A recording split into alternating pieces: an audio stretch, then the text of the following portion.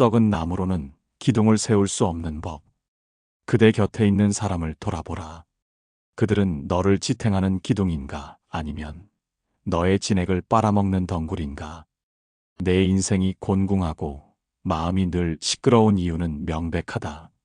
사람을 가려 사귀지 못한 탓이며 옥석을 구분할 눈을 갖추지 못한 너의 무지 탓이다. 썩은 나무로는 집을 지을 수 없고 깨진 그릇에는 물을 담을 수 없는 법이다. 하물며 한 번뿐인 인생을 논하고 함께 걸어갈 벗을 정함에 있어 어찌 그리 경솔할 수 있단 말인가. 사람은 홀로 설 수 없기에 곁에 누군가를 두어야만 한다. 허나 아무나 곁에 두는 것은 홀로 있는 것만 못한 재앙을 불러온다. 내가 강진의 유배지에서 18년을 보내며 뼈저리게 깨달은 것이 있다. 귀양살이의 외로움보다 더 견디기 힘든 것은 뜻이 맞지 않는 자들과 섞여 세월을 낭비하는 일이었다.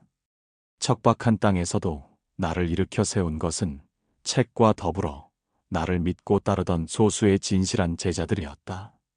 사람을 알아보는 안목이 곧 너의 운명을 결정짓는 것이다. 너는 지금 불안할 것이다. 내가 만나는 이 사람이 가면을 쓴 것인지 진심을 내보이는 것인지 알 길이 없어 답답할 것이다.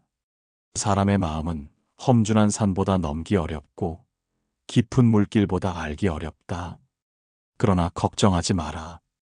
사람을 알아보는 법은 이미 정해져 있다. 그들의 말 속에 숨겨진 뼈를 보고 그들의 행동 속에 감춰진 무늬를 읽어내면 된다. 내가 이제부터 일러주는 기준은 단순한 처세술이 아니다. 이것은 너의 영혼을 지키는 성벽이요. 너의 삶을 풍요롭게 만들 비옥한 토양을 고르는 법이다. 타인의 거칠애나 지위, 재물에 현혹되지 마라. 그것은 아침 안개와 같아 해가 뜨면 사라지는 허상일 뿐이다. 오직 그 사람의 내면에서 뿜어져 나오는 향기와 태도, 그리고 위기 앞에서 드러나는 본성을 보아야 한다. 너의 시간은 유한하고 내가 쏟을 수 있는 정성 또한 한계가 있다. 가치 없는 자들에게 너의 귀한 인생을 허비하지 마라. 이제부터 내가 전하는 말은 뼈를 때리는 죽비가 될 것이고 어둠을 가르는 등불이 될 것이다. 정신을 바짝 차리고 들어라. 이 기준에 부합하는 일을 곁에 둔다면 너는 천군만마를 얻은 듯 든든할 것이나 그렇지 못한 일을 곁에 둔다면 너는 평생을 후회와 탄식 속에 살게 될 것이다. 너 자신을 위해서라도 냉철해져야 한다. 지금 당장 내 주변을 정리하고 진짜 백이 사람을 찾아 나설 준비를 하라. 자기 시간을 아끼는 사람을 곁에 두라. 새벽을 지배하지 못하는 자와는 인생의 중대사를 논하지 마라. 하루의 시작인 새벽은 그 사람의 정신이 가장 맑고 올곧게 서 있는 시간이다. 이 시간을 흐리멍덩하게 보내거나 잠에 취해 허우적거리는 사람은 자신의 삶 또한 주도적으로 이끌어갈 힘이 없는 자다. 내가 강진의 좁고 습한 방에서도 매일 새벽 4시면 어김없이 일어나 온매무새를 가다듬고 촛불을 켰던 이유는 단 하나다. 나태함이라는 적인 내 영혼을 갉아먹지 못하게 하기 위함이었다. 자기 시간을 엄격히 관리하는 사람을 곁에 두어야 한다. 시간은 곧 생명이다. 자신의 시간을 금처럼 여기는 사람은 타인의 시간 또한 귀하게 여길 줄 아는 법이다. 약속 시간에 늦는 것을 밥 먹듯 하고 즉흥적인 기분에 휩쓸려 계획을 밥 먹듯 뒤집는 자들을 경계하라. 그들은 너의 시간마저 하찮게 여기며 결국 너의 인생을 갉아먹는 도둑이 될 것이다. 세상에는 두 부류의 사람이 있다. 시간에 끌려다니는 노예와 시간을 부리는 주인이다. 아침에 눈을 뜨자마자 허둥지둥대며 하루를 시작하는 자는 평생 급박한 상황에 쫓겨다니며 변명만 늘어놓게 된다. 반면 남들이 잠든 고요한 새벽에 일어나 하루를 설계하고 마음을 닦는 자는 삶의 주도권을 쥔 장수와 같다. 그들은 닥쳐올 시련을 미리 대비하고 감정의 파도에 쉽게 휩쓸리지 않는다. 이러한 단단함을 가진 이를 곁에 두면 너 또한 그 기운을 받아 삶의 질서를 잡게 될 것이다. 게으른 자들은 늘 내일을 핑계로 삼는다. 오늘은 피곤하니 내일부터 하겠다. 지금은 바쁘니 다음에 하겠다고 말하는 자치고 제대로 된 결실을 맺는 꼴을 보지 못했다.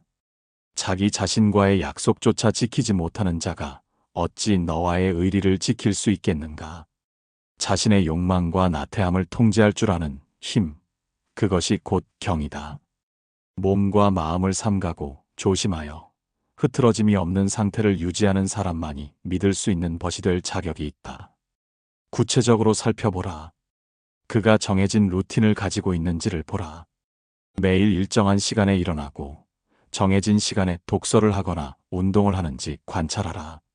그것이 작아 보일지라도 그 꾸준함이 쌓여 태산 같은 격차를 만드는 법이다. 비가 오나 눈이 오나 자신의 규율을 지키는 사람은 그 어떤 고난이 닥쳐도 쉽게 무너지지 않는다. 그런 사람은 내가 힘들 때 흔들리지 않는 버팀목이 되어줄 것이다. 또한 약속 시간을 대하는 태도를 보라. 1분 1초를 정확히 지키는 사람은 신용을 목숨처럼 여기는 사람이다. 그들은 너를 존중하기에 너를 기다리게 하지 않는다. 반면 늘 늦으면서 차가 막혀서 급한 일이 생겨서라며 구구절절 변명을 늘어놓는 자는 너를 가볍게 여기는 것이다. 그런 자는 사소한 이익 앞에서도 언제든 너를 배신할 수 있음을 알아야 한다. 나 다사는 유배지에서도 흐트러진 모습을 보이지 않으려 애썼다. 패족의 자식이라 손가락질 받는 처지였으나 나의 존엄은 남이 세워주는 것이 아니라 내가 나를 지킴으로써 세워지는 것임을 알았기 때문이다. 자기 자신을 귀하게 대접할 줄 아는 사람, 자신의 하루를 정성스럽게 가꾸는 사람을 찾아라. 그가 뿜어내는 정갈한 기운이 너의 산만함을 잠재우고 너의 나태함을 꾸짖는 죽비가 되어줄 것이다. 명심하라. 시간 관리는 단순한 기술이 아니다. 그것은 삶을 대하는 태도이자 그 사람의 인격 그 자체다. 무질서한 삶을 사는 자는 영혼 또한 무질서하다. 그런 자와 섞이면 너의 영혼마저 흙탕물이 되고 말 것이다. 새벽에 찬 공기처럼 맑고 아침 해처럼 분명한 사람을 곁에 두라. 그것이 내 인생의 질서를 바로잡는 첫걸음이다. 자신을 이기는 극기 없이는 천하의 어떤 큰일도 도모할 수 없다. 시간을 지배하는 자만이 인생의 주인이 될 자격이 있다. 덕분에 많이 배웠습니다라고 말하는 사람을 곁에 두라. 귀를 닫고 입만 열려 있는 자는 피하라. 세상 만물의 이치는 듣는 것에서 시작된다. 바람소리, 물소리, 백성의 신음소리, 벗의 충고소리에 귀 기울이지 않는 자는 독불장군이 되어 고립될 뿐이다. 진정으로 지혜로운 자는 혀를 놀리기보다 귀를 여는데 힘쓴다. 나는 이것을 이청득심, 즉 귀 기울여 들음으로써 사람의 마음을 얻는다고 하였다. 내가 강진 유배 시절 초당으로 찾아오는 촌부들의 하소연을 들을 때였다. 그들은 배운 것 없고 가진 것 없는 이들이었으나 흙과 더불어 살아온 그들의 이야기 속에는 책에서는 결코 배울 수 없는 생생한 삶의 지혜가 담겨 있었다. 농사짓는 법, 날씨를 읽는 법, 사람을 다루는 법 등 그들의 투박한 말 속에 우주가 들어 있었다. 나는 붓을 멈추고 그들의 눈을 바라보며 끝까지 경청했다. 그리고 그들의 이야기가 끝나면 진심으로 고개를 숙이며 말했다. 자네 덕분에 내가 오늘 큰 배움을 얻었네. 자기 말만 쏟아내는 사람은 빈 깡통과 같다. 속이 비어 있기에 요란한 소리를 내는 것이다. 그들은 남을 가르치려 들고 자신의 지식을 뽐내기에 급급하다. 대화란 공을 주고받는 놀이와 같은데 혼자서 공을 독차지하려는 자와 어찌 즐거운 놀이를 할 수 있겠는가. 그런 자 곁에 있으면 너는 그저 그의 감정 쓰레기통이나 관객으로 전락하게 된다. 너의 생각은 무시당하고 너의 감정은 짓밟힐 것이다. 반면 진정으로 현명한 사람은 자신을 낮추고 상대를 스승으로 여긴다. 그들은 나는 아직 부족하다는 마음을 품고 있기에 누구에게서든 배우려 든다. 어린아이의 말이라도 허투루 듣지 않고 아랫사람의 직언이라도 달게 받아들인다. 이러한 겸손함은 비굴함이 아니라 내면이 꽉 찬 사람만이 가질 수 있는 여유다. 듣는다는 것은 단순히 소리를 감지하는 것이 아니다. 상대의 마음을 읽고 그 이면에 숨겨진 고통과 바람까지 헤아리는 것이다. 상대의 말에 고개를 끄덕이고 적절한 추임새를 넣으며 그래서 어떻게 되었나? 자네 생각은 어떠한가? 라고 되묻는 사람을 곁에 두라. 그는 너의 존재를 인정하고 존중하는 사람이다. 그런 사람과 대화를 나누면 너의 생각이 정리되고 엉킨 실타래가 풀리는 듯한 시원함을 느끼게 될 것이다. 장사치 셈법으로 따져보아도 듣는 것이 훨씬 남는 장사다. 말을 하는 것은 내 안에 있는 것을 내보내는 소비 행위요. 듣는 것은 남의 것을 내 안으로 들여오는 생산 행위다. 자기 말만 하는 자는 미천이 금방 바닥나지만 잘 듣는 자는 타인의 지혜를 흡수하여 날로 성장한다. 그러니 너는 배움을 멈추지 않는 자, 타인의 말에서 보석을 캐낼 줄 아는 자를 벗으로 삼아야 한다. 오만함은 귀를 막는 손뭉치와 같다. 자신이 다 안다고 착각하는 순간 성장은 멈추고 타락은 시작된다. 내 제자들에게도 늘 강조했다. 천하의 모든 물이 바다로 모이는 이유는 바다가 가장 낮은 곳에 있기 때문이다. 사람의 마음도 마찬가지다. 자신을 낮추고 귀를 여는 사람에게 인심이 모이고 정보가 모이고 기회가 모이는 법이다. 주변을 둘러보라. 대화가 끝난 후 내 덕분에 좋은 것을 알았다. 참으로 유익한 시간이었다라고 말하며 진심으로 고마워하는 사람이 있는가? 그렇다면 그를 절대 놓치지 마라. 그는 너를 통해 성장하고 너 또한 그를 통해 성장하게 될 귀한 인연이다. 반면 자기 자랑만 늘어놓고 헤어질 때 찝찝함을 남기는 자는 과감히 정리하라. 그는 너의 에너지를 뺏어가는 흡혈귀일 뿐이다. 기억하라. 입은 재앙을 부르는 문이요. 귀는 지혜를 쌓는 창고다. 경청할 줄 아는 사람 곁에 머물러라. 그 고요하고 깊은 우물 같은 마음이 너의 목마름을 채워줄 것이다. 말하는 것은 본능이고 듣는 것은 훈련이다. 지혜로운 자는 들음으로써 마음을 얻고 어리석은 자는 말함으로써 적을 만든다. 감정의 단어가 풍부한 사람을 곁에 두라. 말은 그 사람의 인격을 담는 그릇이며 영혼을 비추는 거울이다. 거친 말을 쓰는 자는 영혼이 거칠고 빈약한 말을 쓰는 자는 영혼이 빈약하다. 내가 제자들을 가르칠 때 가장 엄하게 꾸짖었던 것 중 하나가 바로 언어의 선택이었다. 대충 얼버무려 거식이라고 하거나 좋고 나쁨을 구체적으로 표현하지 못하고 그저 대박이다, 별로다와 같은 납작한 단어로 뭉뚱그리는 것을 경계해야 한다. 사물의 이름을 바르게 부르는 것, 즉 정명은 세상을 올바르게 인식하는 출발점이다. 자신의 감정을 섬세하게 들여다보고 그 결에 딱 맞는 단어를 골라 쓰는 사람은 자신을 깊이 이해하고 있는 사람이다. 슬프다라는 말 대신 애틋하다, 서글프다, 비통하다, 처연하다와 같이 상황에 맞는 정확한 언어를 구사하는 일을 눈여겨보라. 그들은 자신의 내면을 정교하게 다듬을 줄 아는 장인과 같다. 단어가 빈약하면 사고도 빈약해질 수밖에 없다. 우리가 느끼는 감정은 수만 가지 색채를 띠고 있는데 그것을 흑백의 언어로만 표현하려더니 소통이 막히고 오해가 쌓이는 것이다. 짜증난다는 말 한마디로 분노, 억울함, 아쉬움, 미안함을 모두 덮어버리는 자와는 깊은 대화를 나눌 수 없다. 그는 자신의 감정이 어디서 왔는지조차 모른 채 감정의 노예가 되어 날뛸 뿐이다. 반면 감정의 단어가 풍부한 사람은 타인의 감정 또한 예민하게 감지한다.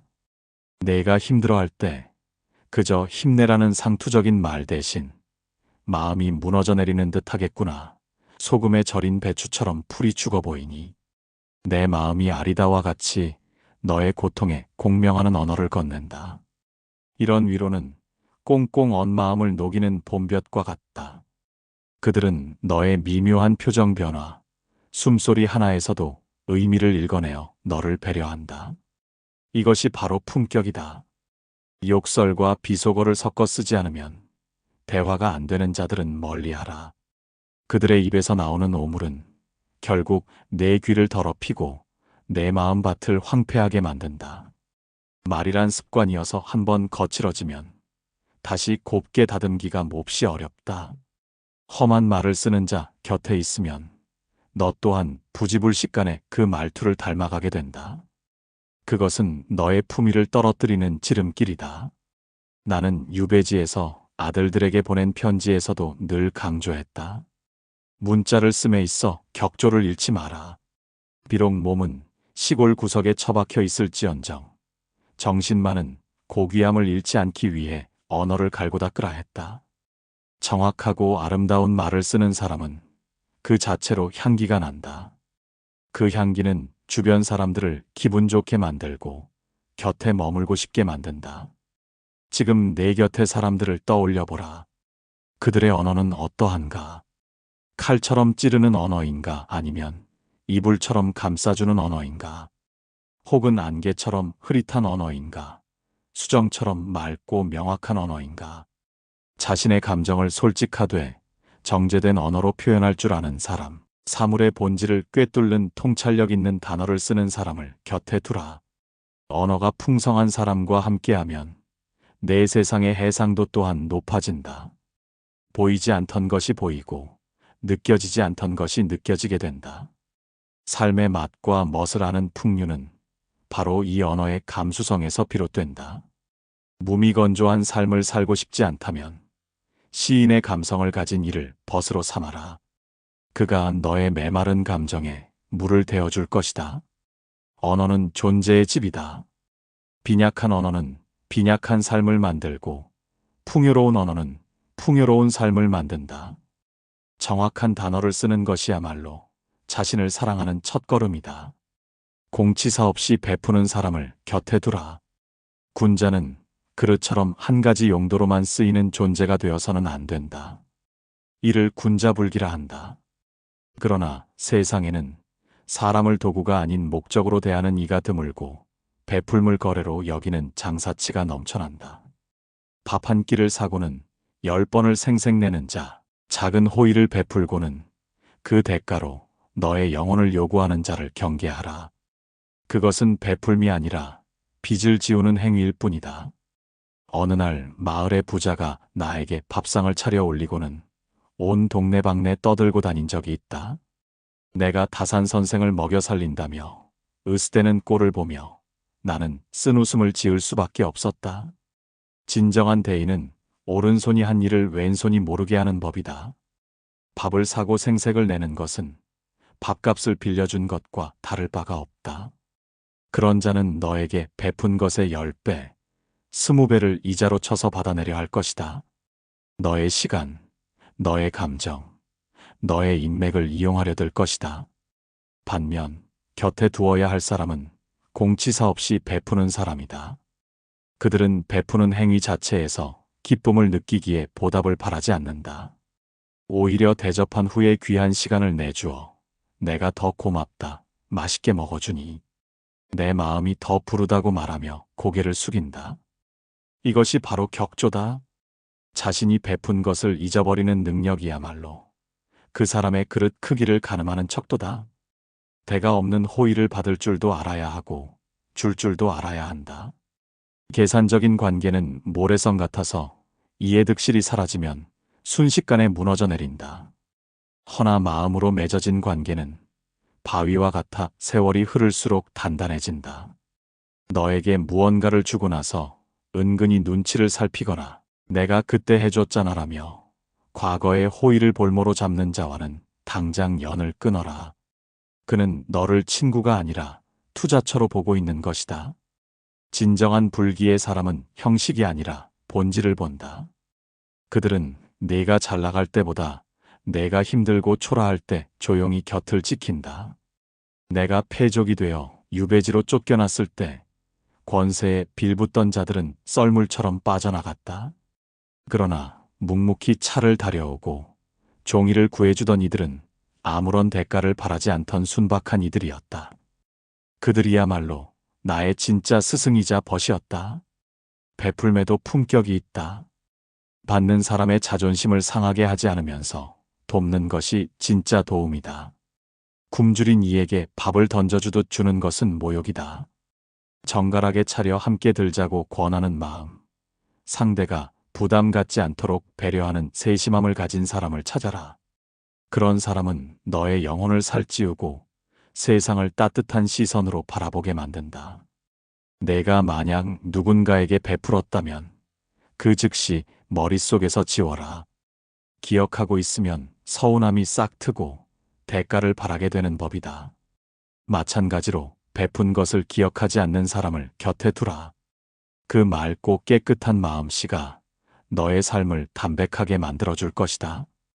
계산기를 두드리는 소리가 들리지 않는 관계, 오직 서로를 위하는 마음만이 오가는 관계를 지향하라. 그것이 인간으로서 누릴 수 있는 최고의 사치이자 행복이다. 베풀고 나서 보답을 바라면 도리어 원망을 사게 된다. 꽃이 향기를 파는 것을 보았는가? 그저 피어남으로써 향기를 줄 뿐이다. 그런 사람을 곁에 두라. 어른을 어려워하지 않게 배려하는 사람을 곁에 두라. 권위는 높은 의자에 앉아 호령한다고 생기는 것이 아니다. 진정한 권위는 자신을 낮추어 상대방의 눈높이를 맞출 때 비로소 피어난다. 나이 듦을 벼슬로 여기고 내가 누군지 아느냐. 요즘 젊은 것들은 버릇이 없다며 혀를 차는 꼰대를 멀리하라. 그들은 소통의 적이요 배움의 길을 막는 바위덩어리다. 유배지에서 나는 아이들의 글 선생 노릇을 자처했다. 처음에는 아이들이 나를 무서운 할아버지로 여겨 입을 떼지 못하고 눈치만 살폈다. 어른이 공포의 대상이 되면 대화는 끊어지고 위선만 남게 된다. 나는 먼저 아이들의 서툰 글을 꼼꼼히 읽고 마치 친구에게 답장하듯 정성스럽게 답을 써주었다. 그들의 눈높이에서 세상사를 이야기하고 나의 실수를 솔직하게 고백하며 다가갔다. 그러자 아이들은 마음의 빗장을 열고 나를 따르기 시작했다. 세대 간의 벽을 허무는 사람, 자신을 징검다리로 삼아 아랫사람이 편안하게 건너올 수 있도록 등을 내어주는 사람을 곁에 두어야 한다. 나 때는 마리아라며 자신의 무용담만 늘어놓는 자는 과거에 갇힌 망령과 같다. 반면 너희들의 생각은 어떠하냐? 요즘은 어떻게 하는 것이 좋으냐며 젊은 세대에게 묻고 배우려는 자세를 가진 어른은 살아있는 지혜의 보고다. 어른을 어려워하지 않게 만드는 능력은 배려심의 급치다. 아랫사람이 실수했을 때 정색하고 꾸짖기보다 나도 그런 실수를 한 적이 있다며 긴장을 풀어주는 사람을 보라. 그는 상대의 위축된 마음을 펴주어 더 큰 잠재력을 발휘하게 만든다. 공포는 사람을 굳게 만들지만 편안함은 사람을 춤추게 한다. 내가 만약 윗사람을 모셔야 한다면 권위적인 자가 아니라 소통하는 자를 택하라. 너의 의견을 묵살하지 않고 경청하는 상사, 너의 성장을 진심으로 돕는 선배를 곁에 두라.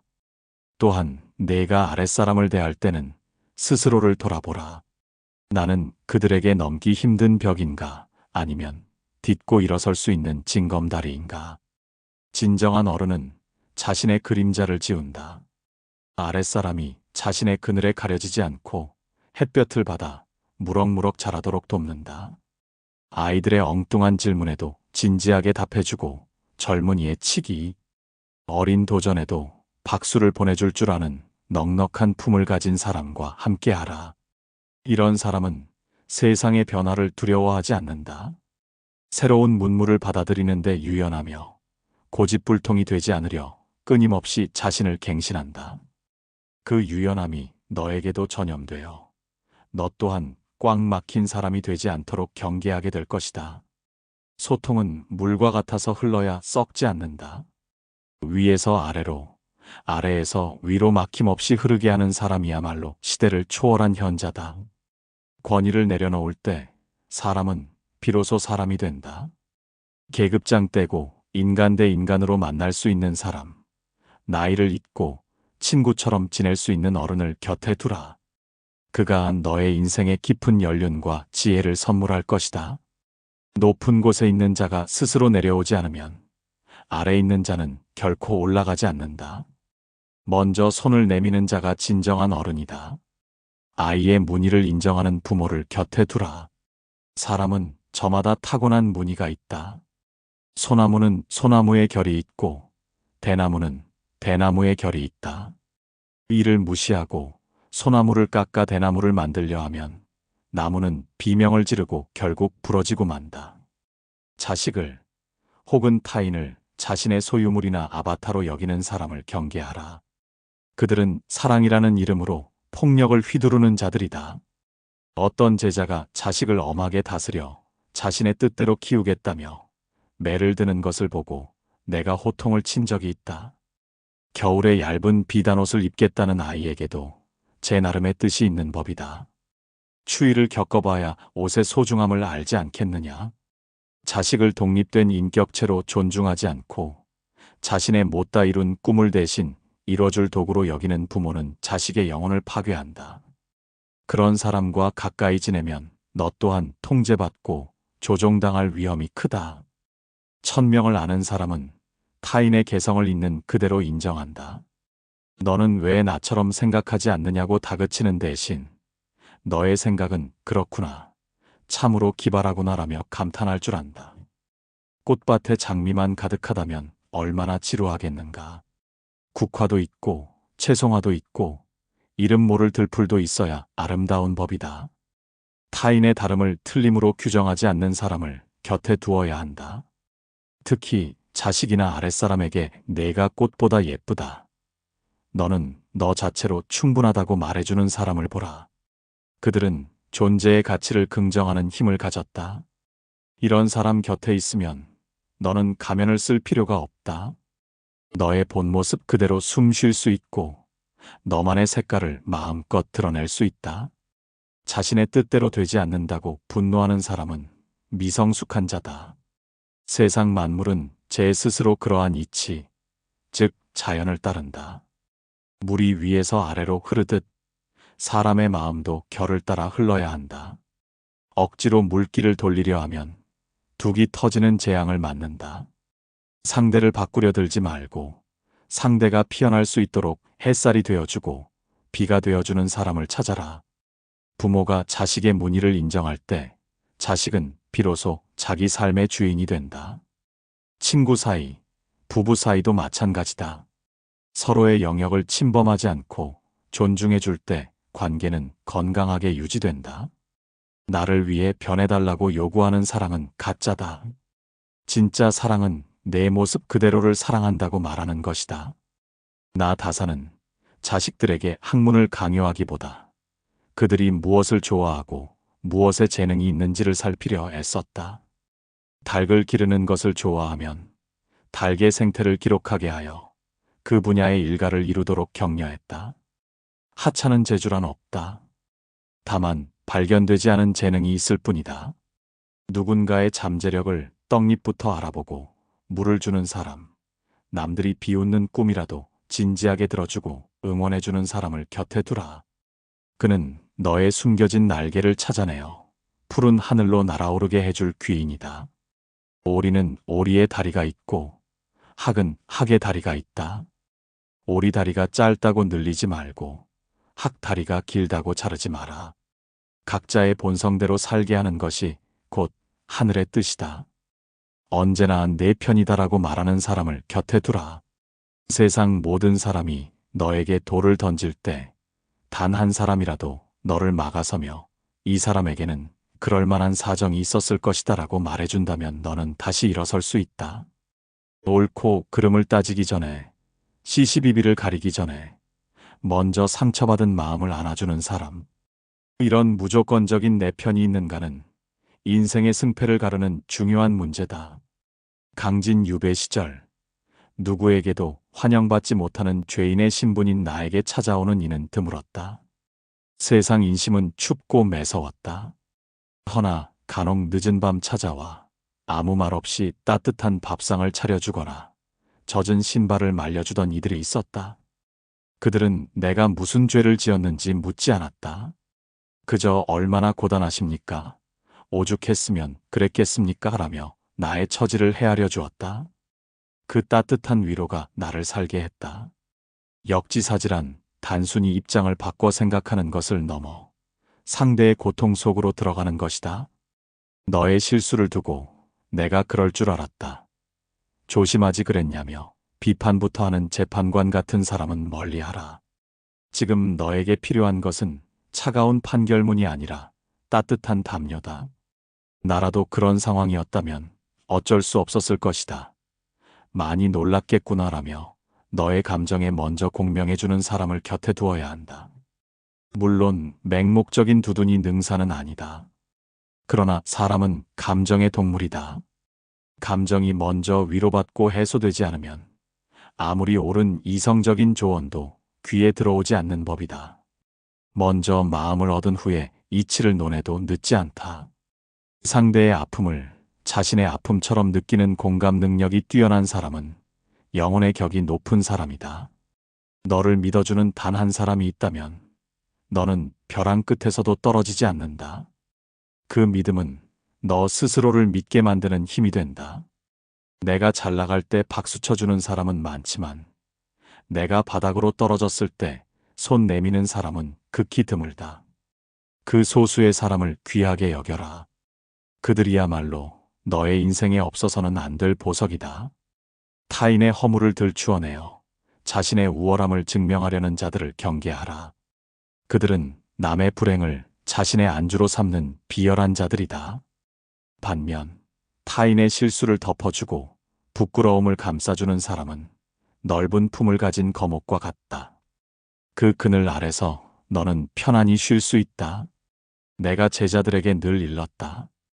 벗이 잘못을 저질렀을 때 세상이 그를 비난하더라도 너만은 그의 편이 되어 주어라. 그리고 세상이 잠잠해지면 그때 조용히 타일러라. 이것이 진정한 의리다. 너를 위해 기꺼이 악역을 자처하고 너를 보호하기 위해 방패가 되어주는 사람. 그런 사람이 곁에 있다면 너는 천하를 얻은 것이다. 사람은 논리로 설득되는 것이 아니라 정으로 감복하는 것이다. 차가운 머리보다는 뜨거운 가슴을 가진 사람을 찾아라. 그 온기가 너의 차가운 시련을 녹여줄 것이다. 충고는 눈과 같아야 한다. 조용히 내리면 쌓여서 땅을 덮지만 요란하게 퍼부으면 오히려 길을 막는다. 먼저 마음을 녹이고 그 다음에 길을 보여주라. 선을 넘는 사람을 피하는 법. 길을 가다 가장 위험한 것은 눈에 보이는 웅덩이가 아니다. 멀쩡한 도로처럼 보이나 실은 얇은 살얼음이 덮여 있어 밟는 순간 미끄러지는 흑빙, 즉 블랙 아이스다. 인간관계에도 이런 블랙 아이스 같은 자들이 있다. 겉으로는 웃고 친절한 척하나 은밀하게 너의 자존감을 깎아내리고 무례하게 선을 넘나드는 자들을 경계하라. 이들은 내가 방심한 틈을 타 치명적인 상처를 입힌다. 나 또한 조정에 있을 때나 유배지에 있을 때나 웃는 낯으로 다가와 비수를 꽂는 자들을 무수히 보았다. 그들은 처음에는 사소한 부탁으로 시작하여 점차 무리한 요구를 하고 내가 거절하지 못하는 착한 심성을 이용하여 너를 갉아먹는다. 우리가 남이냐, 친구끼리 왜 이러냐는 말로 너의 죄책감을 자극하며 선을 넘는 자는 친구가 아니라 거머리다. 선을 넘는 자와는 싸우려 하지 말고 피하는 것이 상책이다. 똥이 무서워서 피하는 것이 아니라 더러워서 피하는 이치와 같다.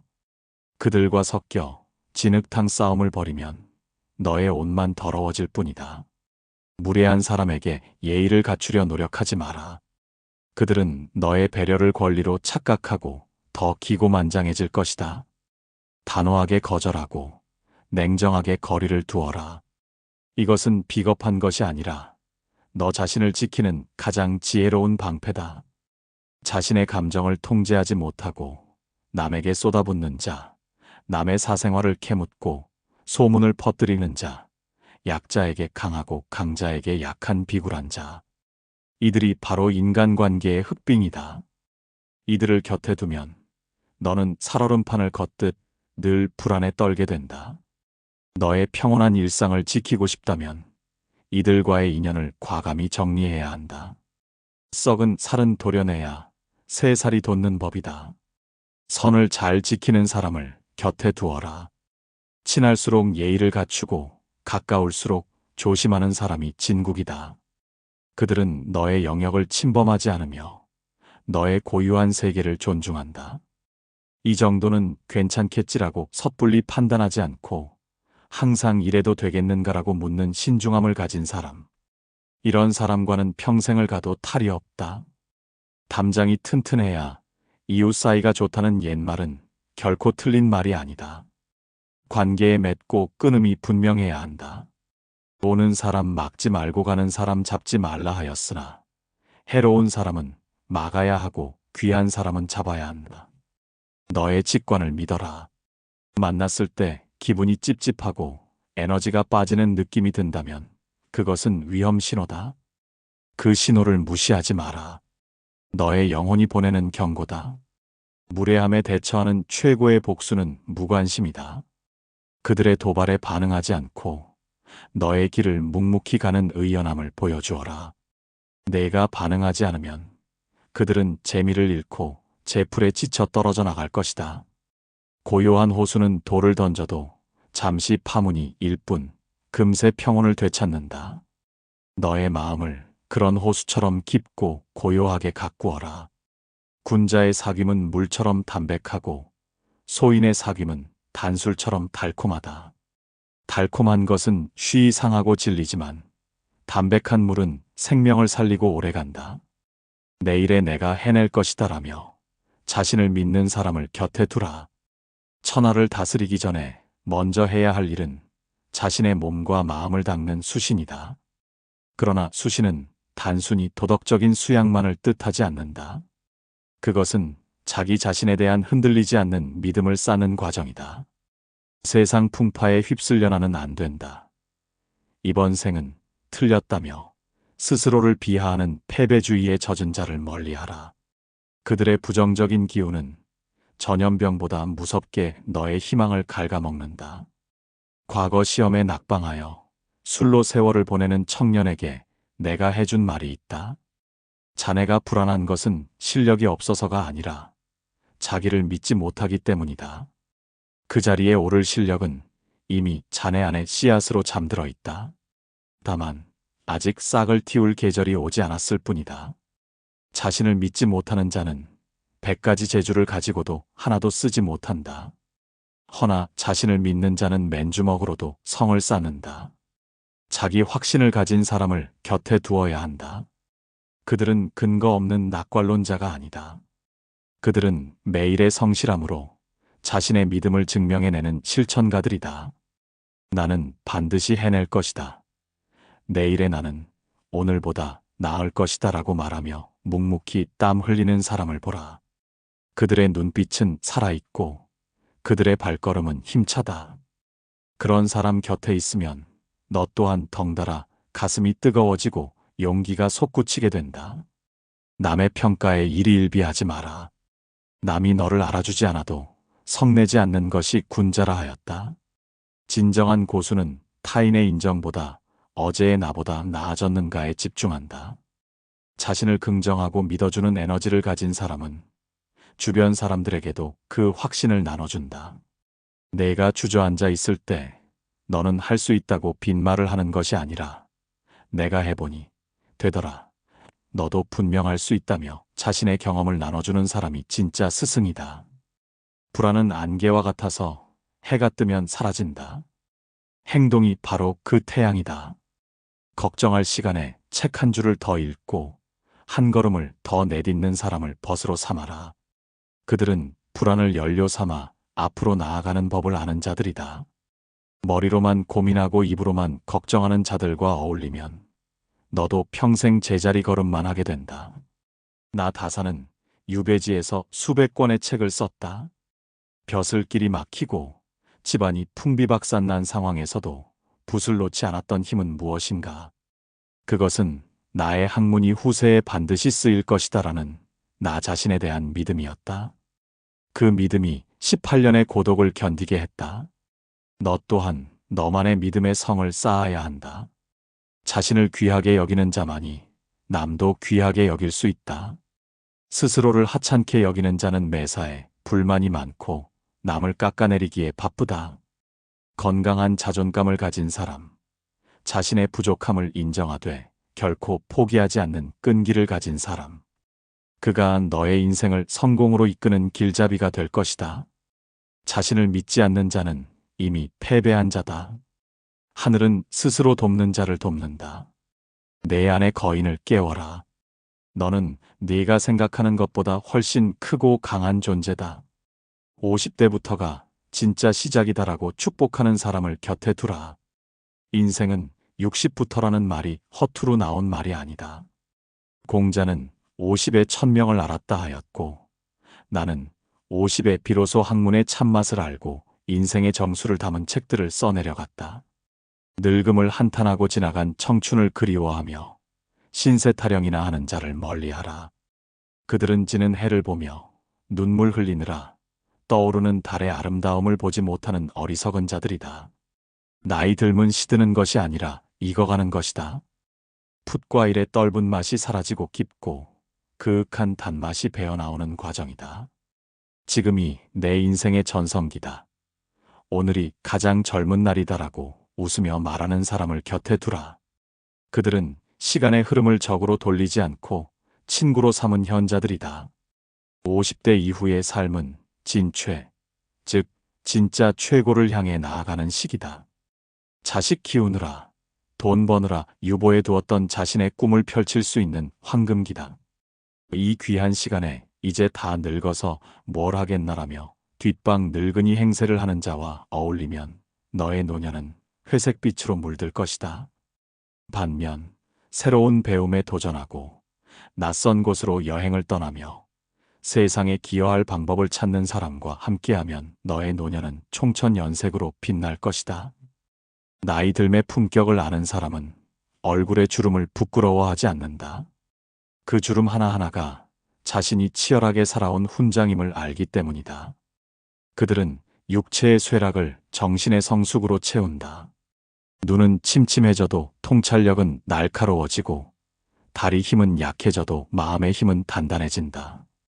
이런 어른과 대화하면 지혜의 샘물을 마시는 듯한 기쁨을 맛보게 된다. 함께 늙어가는 즐거움을 아는 친구를 만들어라. 맛있는 차 한 잔을 나누며 인생의 깊이를 논하고 좋은 풍경을 보며 시 한 수 읊을 수 있는 벗이 있다면 그 무엇이 부러우랴. 돈이나 지위는 있다가도 없는 것이지만 취향과 가치관을 공유하는 벗은 평생의 자산이다. 죽음조차 두려워하지 않고 삶의 일부로 받아들이는 사람, 하루하루를 축제처럼 사는 사람을 곁에 두라. 그들은 삶의 유한함을 알기에 순간을 영원처럼 산다. 그들의 열정은 식지 않는 용광로와 같아서 주변을 따뜻하게 덮인다. 나 다사는 강진의 초당에서 늙어갔으나 나의 정신은 그 어느 때보다 푸르렀다. 육체는 쇠할지언정 정신은 날마다 새로워져야 한다. 그것이 일신우일신의 자세다. 늙음을 핑계로 안주하지 말고 끝까지 성장하고 배우기를 멈추지 마라. 그런 사람과 함께라면 늙음은 두려움이 아니라 축복이 된다. 저녁 노을이 아름다운 이유는 어둠이 다가오기 때문이 아니라 하루를 치열하게 태웠기 때문이다. 너의 노년이 붉게 타오르는 노을처럼 장엄하기를 바란다. 이제 붓을 놓으며 마지막으로 당부한다.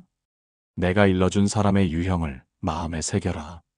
이는 단순히 좋은 친구를 사귀는 법이 아니다. 내가 어떤 사람이 되어야 하는지를 비추는 거울이기도 하다. 유유상종이라 했다. 끼리끼리 모이는 법이다.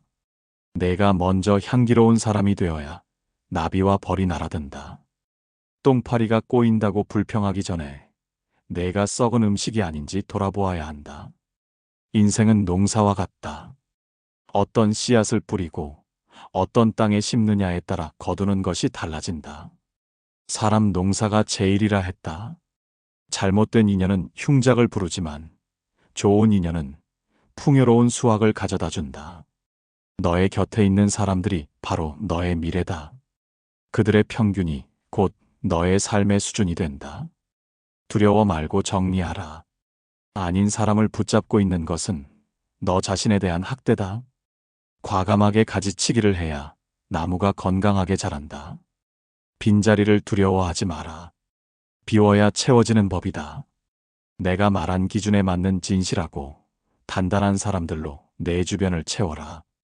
그들은 내가 흔들릴 때 뿌리가 되어주고 내가 날아오를 때 날개가 되어줄 것이다. 부디 사람 보는 눈을 밝게 떠서 옥석을 가려내라. 그리고 너 자신이 누군가에게 발견되고 싶은 보석이 되어라. 그리하여 너의 삶이 향기로운 사람들로 가득 찬 아름다운 정원이 되기를 바란다. 너의 삶을 귀하게 만드는 것은 결국 그대의 선택이다.